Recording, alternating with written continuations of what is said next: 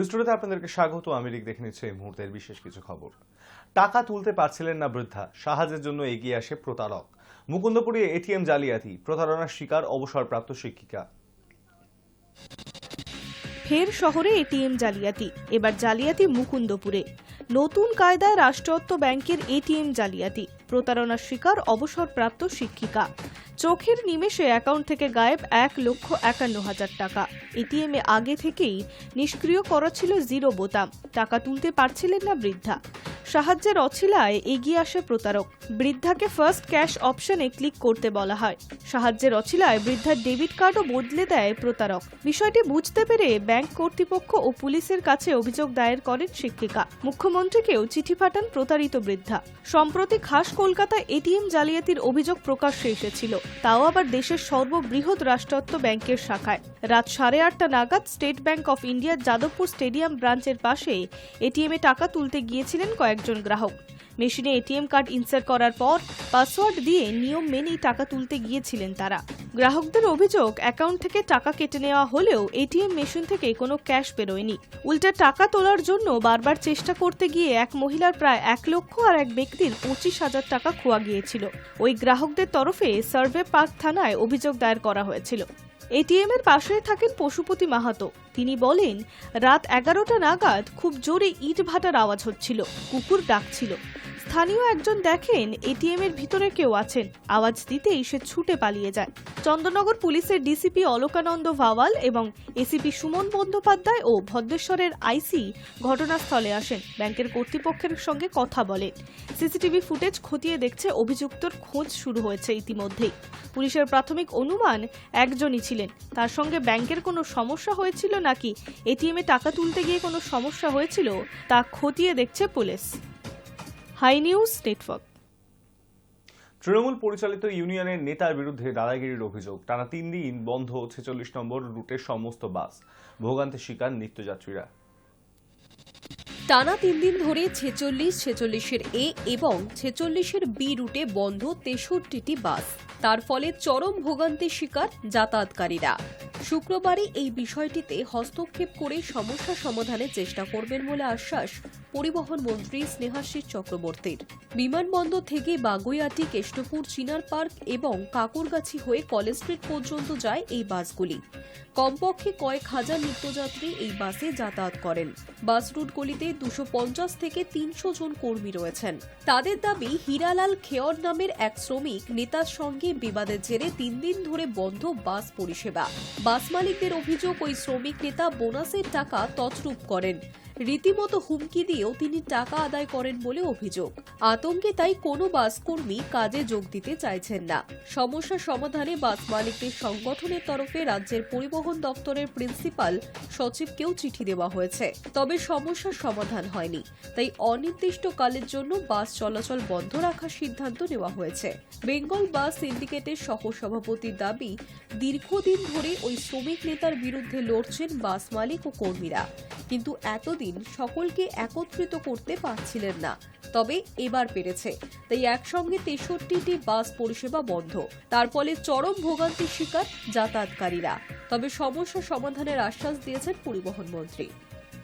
High News Network. অভাবে বিক্রি রুখতে চাষিদের কাছ থেকে সরাসরি আলু কিনবে রাজ্য সরকার। সরকারকে আলু বিক্রি করার জন্য একজন চাষি পাবেন কুইন্টাল পিছু 900 টাকা। অভাবে বিক্রি রুখতে চাষিদের কাছ থেকে সরাসরি আলু কিনবে রাজ্য সরকার। সরকারকে আলু বিক্রি করার জন্য একজন চাষি পাবেন কুইন্টাল পিছু 900 টাকা করে, অর্থাৎ 1 কেজি আলু 9 টাকা দরে কিনে নেওয়া হবে। ফলে আলু চাষ করে এ রাজ্যের কৃষকদের আর ক্ষতির মুখ দেখতে হবে না। কৃষি বিপণন দফতর যে বিজ্ঞপ্তি প্রকাশ করেছে, সেই অনুযায়ী চাষিদের কাছ থেকে জ্যোতি আলু কেনা শুরু করা হবে 1 মার্চ থেকে। 31 মার্চ পর্যন্ত জেলায় জেলায় এই ব্যবস্থা চালু থাকবে। তার মধ্যে নির্দিষ্ট প্রমাণপত্র দেখিয়ে আলু রাজ্যের কাছে বিক্রি করতে হবে। হিমঘর কর্তৃপক্ষের মাধ্যমে এই আলু কেনা হবে। হিমঘর মালিকরা প্রয়োজনে ব্যাংক থেকে ঋণও পাবেন। কৃষি বিপণন দপ্তর সূত্রে খবর, একজন চাষির থেকে সর্বোচ্চ ৩৫ কুইন্টাল বা প্রায় ৭০ বস্তা আলু কেনা হবে। সব মিলিয়ে জেলাগুলি থেকে প্রায় ১১ লক্ষ মেট্রিক টন আলু কিনে নেবে রাজ্য সরকার। পূর্ব বর্ধমান, হাওড়া, হুগলি, পশ্চিম মেদিনীপুর, ঝাড়গ্রাম, বাঁকুড়া, বীরভূম, মুর্শিদাবাদ, জলপাইগুড়ি, আলিপুরদুয়ার, কোচবিহার এবং উত্তর দিনাজপুর এই ১২টি জেলা থেকে আলু কেনা হবে। নবান্ন সূত্রে খবর, এবার রাজ্যে আলুর ফলন নিয়ে যথেষ্ট আশাবাদী কৃষি দফতরও। দফতরের হিসেবে প্রায় ১৪০ লক্ষ মেট্রিক টন আলু উৎপাদন হবে। তাই আগে থেকেই চাষিদের স্বার্থ সুরক্ষিত করতে তাদের পাশে দাঁড়াতে সরাসরি আলু কিনে নেওয়ার সিদ্ধান্ত নিল রাজ্য সরকার। কোন চাষিদের কাছ থেকে আলু কেনা হবে, হিমঘর ভিত্তিক তা তালিকা তৈরি করবেন বিডিওরা। হিমঘর কর্তৃপক্ষের মাধ্যমেই এই আলু কেনা হবে। যারা আলু বিক্রি করবেন সেই সমস্ত চাষিদের কৃষক বন্ধু প্রকল্প, কিষাণ ক্রেডিট কার্ড, জমির নথি বা বাংলা শস্য বীমা প্রকল্পে আলুর বীমা করা নথির মতো প্রয়োজনীয় তথ্য ও নথি দিয়ে বিডিওর কাছে আবেদন করতে হবে বলে জানানো হয়েছে। সমবায় ব্যাংক বা রাষ্ট্রায়ত্ত ব্যাংক থেকে হিমঘর মালিকরা আলু কেনার জন্য ঋণও পাবেন। সূত্রের খবর, ৭ই জুন থেকে চাষিদের কাছ থেকে কেনা আলু বিক্রি শুরু করবেন হিমঘর কর্তৃপক্ষ। প্রত্যেক সপ্তাহে মোট মজুত আলুর ৫% করে বিক্রি করতে হবে এবং বিক্রি করার সময় আলুর বন্ডের দাম কত হবে তা নির্দিষ্ট করে দিয়েছে কৃষি বিপণন দফতর। ব্যাংক ঋণের সুদ, হিমঘর মালিকদের লভ্যাংশ সব মিলিয়ে হিসাবে প্রতি কুইন্টাল আলুর বন্ডের দাম ধার্য করা হয়েছে ১,০৬২ টাকা। বাজারে বন্ডের দাম কোনো কারণে নেমে গেলে সরকার হিমঘর মালিকদের সেই ক্ষতিপূরণও দেবে। বন্ডের দাম কোন সময় কত রয়েছে তা নজরে রাখবে কৃষি বিপণন দফতর।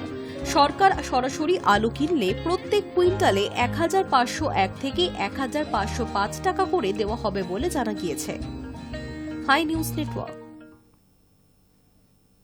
বাংলাদেশের রাজনীতিতে এবার নতুন দল এনসিপি আত্মপ্রকাশ হবে শুক্রবার বিকেল বেলায়। কে হবে কোন পদে বা কে থাকবেন কোন পদে এক নজরে দেখব।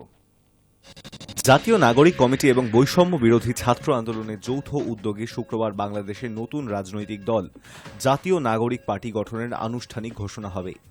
নতুন দলের ইংরেজি নাম হচ্ছে ন্যাশনাল সিটিজেন্স পার্টি।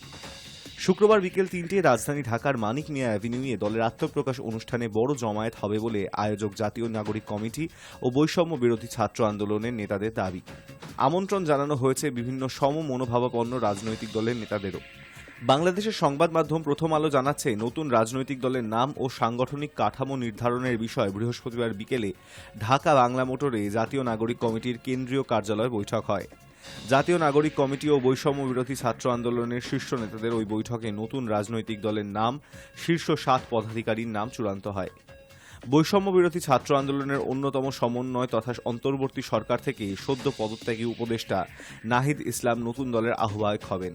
নতুন দলের সাধারণ সচিব পদে জাতীয় নাগরিক কমিটির সদস্য সচিব আক্তার হোসেনকে বেছে নেওয়া হয়েছে। ওই বৈঠকে নাসিরউদ্দিন পাটোয়ারিকে নতুন দলের প্রধান সমন্বয়কারী, সামান্থা শারমিনকে জ্যেষ্ঠ যুগ্ম আহ্বায়ক, আব্দুল হান্নান মাউজকে যুগ্ম সমন্বয়ক, হাসনাত আবদুল্লাহকে মুখ্য সংগঠক, সার্জিস আলমকে মুখ্য সংগঠক এবং সালেউদ্দিন সিফতাকে দপ্তর সম্পাদক পদে মনোনীত করা হয়েছে।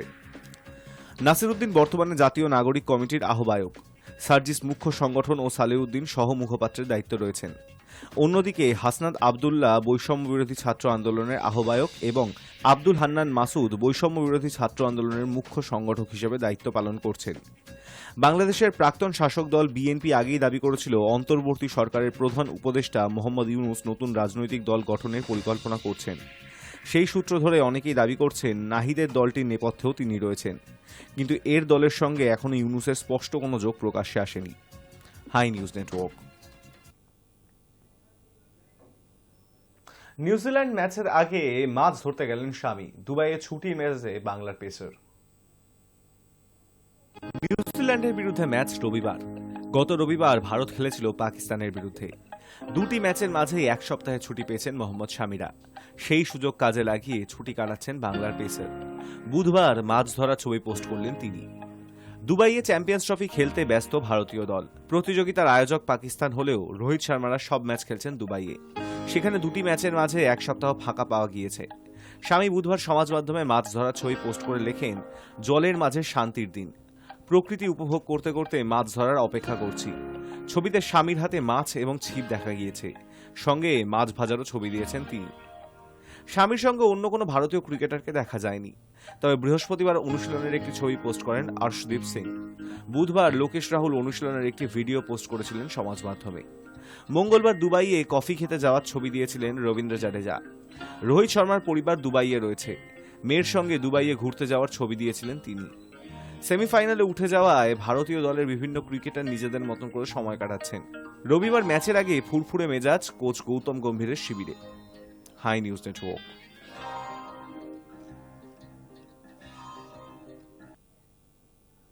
নিজে কোনো ভুল করেননি, তবু সমর্থকের কাছে ক্ষমা চাইলেন রোনাল্ডো। কিন্তু কেন, দেখুন।